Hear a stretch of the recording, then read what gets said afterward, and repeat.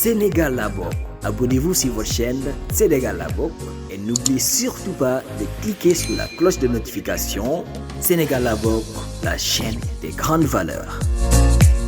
jaajëf Aba Diatta Baye Massamba Diatta Siré Sy laata ñuy dem ci yéenekaay yi ak Birahim Diadji Touré Vox Populi daf ko xëy fësal ba tey ci waa coalition Yewwi Askan Wi seen mobilisation bu ñu doon amal démb Barthélémy Dias nee na ay élection du am dafa mel ni redivision dong lay doon ndax nag am nañu ndam ba noppi. waaw loolu de moom daanaka comme ni ma ko doon waxee sànq bu ñu nekkee ci période campagne électorale boobu dañuy def poésie. waaw poésie moom te fu mu gën a rafetee rek nga koy tibbee quoi mais nag bu ñu nekkee ci temps gouvernance foofu dañuy def prose nag moo gën a jafe ci booy def disons littérature dama bëggoon rek ma mbay soo ma ko permettre. La meilleure manière de rester dans un sujet c'est d'en sortir et de revenir. waaw très bien donc ce qui fait que waaw fu ma jëm mooy ci agence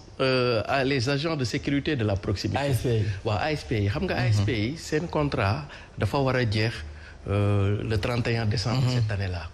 ASTP yi ma rappelé leen ni bi ñu leen di créer dañ ni woon dañuy am engagement 2 ans renouvelable une seule fois kon donc ASP normalement 4 ans la waroon a durer mais tey jii première promotion bi ñu ngi ci 8 ans deuxième promotion ñu ngi ci 9 ans ñu ngi ci 6 ans mu am ci ay borom kër ay pères de famille ay mères de famille yoo xam ne c'est extrêmement traumatisant pour un père de famille mère de famille ñu jëm ci 1 mois te xamaguloo yow janvier nan lay demee ak yooyu te moo tax ñun ñu xalaat que corps boobu ce serait une erreur stratégique de le dissoudre ou bien de le passer par pertes et profits aujourd'hui pour 2 raisons la première raison elle est d'ordre stratégique tey jii dañu nekk ci benn contexte de menace terroriste djihadiste yu fait que aujourd'hui on a plus besoin de ASPI dans ce qu'on appelle la sécurité collective surtout dans un contexte où le Sénégal dafa gis pétrole ak gaz beneen bi mooy le modèle des ASP c'est un modèle extrêmement pertinent au point que aujourd'hui Burkina Faso reprendre nañu modèle bi Côte d'Ivoire ñi ngi reprendre ak modèle bi donc du point de vue stratégique on a besoin de ce modèle et du point de vue opérationnel tey jii boo xoolee ASP yi service boo dem ci fi ñu leen affecté moo xam ci administration la moo xam ci service justice la même ba ci xam suñu foyer religieux yi pratiquement c'est eux qui font le boulot donc ils sont devenus presque incontournables deuxièmement fi ngay wane ni ils sont devenus une nécessité soo xoolee tey la police nationale fait ce qu'on appelle dans la police urbaine quand la gendarmerie fait dans la police rurale mais les ASP font à la fois la police sont à la fois dans la police urbaine et dans la police rurale donc ils sont partout dans une forme de transversalité donc loolu moo tax ñun ñu proposer que il serait bien de mettre en place un corps spécial qui serait dans l'intervalle entre les forces de sécurité mooy police ak gendarmerie mu am benn genre corps flottant boo xam ne mooy nekk ASP mais ci tànk yu ñu jëm pour ñu mën am benn corps spécial il faut ñu am benn statut spécial léegi statut spécial bi nag pour ñu mën ko dem le colonel en retraite Émile Wardini boo xam ne c'est le directeur des questions sécuritaires au niveau du think tank Africa Worldwide dafa proposer une idée pertinente mooy président de la République nañu mettre en place une école de formation des agents de sécurité de la proximité école boo xam ni dana nekk pour ASP ce que l'école de police est pour la police nationale mais ce que Dakar Bango est aussi pour l'armée c'est-à-dire une école boo xam ni non seulement ci nañ leen di mouler ci former leen mais aussi pour développer ce qu'on appelle cet esprit de corps là donc sur le chemin de la mise en place d'un statut ou d'un corps spécial il faudrait dorénavant mettre en place une école de formation des ASP donc à tous les ASP ne craignez rien yàlla baax na dem effectivement pour affaire bi xam nga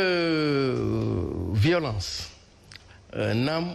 kenn bëggu ko naam moo war a nekk le dernier des actes mais aussi c'est une dimension de la politique parce que politique 3 temps la mon grand premier temps bi c'est le temps de la stratégie deuxième temps bi c'est le temps de la tactique troisième temps bi c'est le temps du terrain mais ñetti temps yooyu yëpp violence da ko traversé donc c'est transversal maintenant coow li mooy comment ne pas se tromper sur le temps de la violence loolu mooy kii bi loolu mooy premier grille d'analyse deuxième grille d'analyse bi mooy Sonko li mu wax noonu mënees na koo comprendre xam nga lu tax parce que dafa am lu fi jotoon a xew président Houphouët-Boigny da daan wax ni la paix ce n'est pas un vain mot ay jëf la ñu war a jëf xam nga Sénégal ñoom ku fayu nañu xam mais li gën mooy bul wax ki fayul mais da nga naan kii dóore bàyyil dóore parce que kii dóore bu bàyyee dóore rek amaana ki ci des du fayu président Sonko su waxee li mu wax nii man da nga koy mën a comprendre ci xel xam nga lu tax parce que tournée économique bi mu fi amee ñëpp gis nañ ni on était sorti de l'état de droit pour entrer dans un état de passe droit nu ñu ko nekkee mooy tout le monde a vu les milices les marrons jaunes opérer à côté au vu et au su des forces de jël di dóor waaye nag Sénégal on n'est pas en Corée du Sud donc foofu lay kii wi di waxee et bis bu ko Sonko waxee nañ ko jàpp parce que Sénégal dafa am ñetti nit ñoo xam ni ñoom ñoo xam président Macky Sall ak ni muy doxalee kenn ki dafa demoon bay xam président Macky Sall far nag rendre compte ni uppale na ko mooy président Abdoulaye Wade gis nga na fu mu dégg moom ñaar ñi xam président Macky Sall dëgg mooy Mody Niang ak Ousmane Sonko waaw kii da koo xam ba tuddee ko le président politicien kële xam ko ba tuddee ko la gouvernance sombre et vicieuse le député du peuple nagam baaleeb jàmm est-ce que sa micro tàkk na daa mel ni mi ngi doog a tàkk de du ñàkk laaj ci ñëwaat ayca mais Birahim laata ngay démarrer revue de titre bi yow loo xalaat ci préfet yi lan moo waral ba léegi mën nañoo appliquer décision bi nga xam ne jot nañu ko jëm ci liste yi ñu rejeté. benn bi mooy am na ñoo xam ne ci préfet yi wala sous préfet yi. jotaguñu la notification. greffier yi ñoom ñoo leen koy yóbbul. parce que gis nañu fi temps yii passé ku ci mel ni Mohamed Massamba Seye. nga xamee ne gisoon nañ ko ràññee ko ci wàllu force Covid 19 moom bokk ci candidat yi nee na ba ñu génnee décision bi dafa jël décision cour d'appel bi yóbbul ko préfet ne du ko laal. donc c'est vrai que ce n'est pas son rôle mu yóbbul ko préfet dafa am chemin boo xam ne dafa war a jaar muy greffier yi nga xam ne ñoom ñoo bind loolu ci li ñuy woowe plumitif bu tribunal. pour yóbbul ko préfet donc ñoom nee nañu jotaguñu. yenn ci ay décisions yu cour d'appel te bu ñu ko xësee ba jot ci la ñuy doog a xool li nekk ci biir bu fekkee dañ ko war a attaquer ci li ñu woowee cour suprême donc c'est un peu le problème qui se pose actuellement moo tax ba boo xoolee préfet yu bari yi nga xam ne dañoo annulé woon seeni décision mu jaaree ko cour d'appel ñu ci bari ñoom li ñuy xaar mooy ñu jox leen kayit bi firndeel ni dañ ko annulé ñoom ñuy doog a mën a def li ñuy woowee dem saisir cour suprême donte nag am na ñu bari ñu ci wax ci wàllu woowu ndax ku ci mel ni Madiambal Diagne par exemple dans les lundis de Madiambal mais nee na mais pourquoi ñu war a dem cour suprême wala ñu war a annuler wala préfet yi ñoom seen bopp ñoom ñëpp ñu war a taxaw nee ni dañuy attaquer benn décision boo xam ne mu ngi jóge ci cour d'appel yi bon dafa sax emprunter le CID bu Corneille pour dire que triompher ou vaincre sans péril c'est triompher sans gloire ndax nga dem ci xeex boo xamee ni daanaka gisoo ko ngay xeexal mais boo yëgtee sa loxo ne ni jël naa ndam de mais ndam loolu day soofe parce que amul koo jàkkaar loolu pour mën a xeex ak moom c'est un peu ce qu'il dit dans cette histoire